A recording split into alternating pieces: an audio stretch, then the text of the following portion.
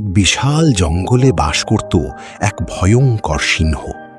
কিন্তু বয়সের ভারে সে দুর্বল হয়ে পড়েছে। আগের মতো আর শিকার ধরতে পারত না। সে ক্ষুধায় খুব কষ্ট পেতে লাগল, হাঁটতেও পারত না ঠিকভাবে। শিকার যেহেতু করতে পারত না, তাই মনে মনে এক ফন্দি বের করল। এদিকে বনের রাজা সিংহ যে খুব অসুস্থ তা বনের মধ্যে ছড়িয়ে পড়ল। সুযোগ বুঝে সিংহকে দেখার জন্য সবাই মনস্থির করল। সিংহ মামা, শুনলাম তুমি নাকি খুব অসুস্থ। আরে, খুব কষ্টে আছি, হাঁটতেও পারছি না ঠিকভাবে। সুযোগ বুঝে সিংহ খরগোশকে খাবারের জন্য শিকার করল।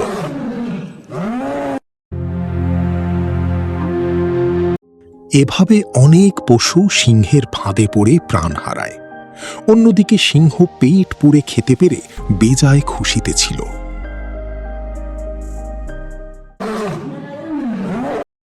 এদিকে শিয়াল মামা সিংহের চালাকিটা ধরে ফেলল। তাই গুহার ভিতরে না ঢুকে শিয়াল বাইরে থেকেই সিংহের সাথে কথা বলা শুরু করে। শুনলাম আপনি নাকি খুব অসুস্থ, এখন কেমন আছেন? আর বলো না, অনেক কাহিল হয়ে গিয়েছি। ভিতরে এসো না বন্ধু। না মামা, আমি এখানেই ভালো আছি।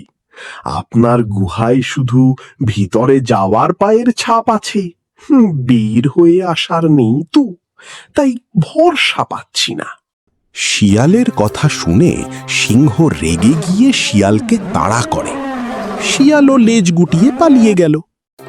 শিয়ালের বুদ্ধির কাছে সিংহর চালাকি ব্যর্থ হল। সিংহ এই ক্ষোভে চিৎকার করতে লাগল। অন্যের দুর্ভাগ্য দেখে যে শিক্ষা নেয়, সেই সত্যিকারের বুদ্ধিমান।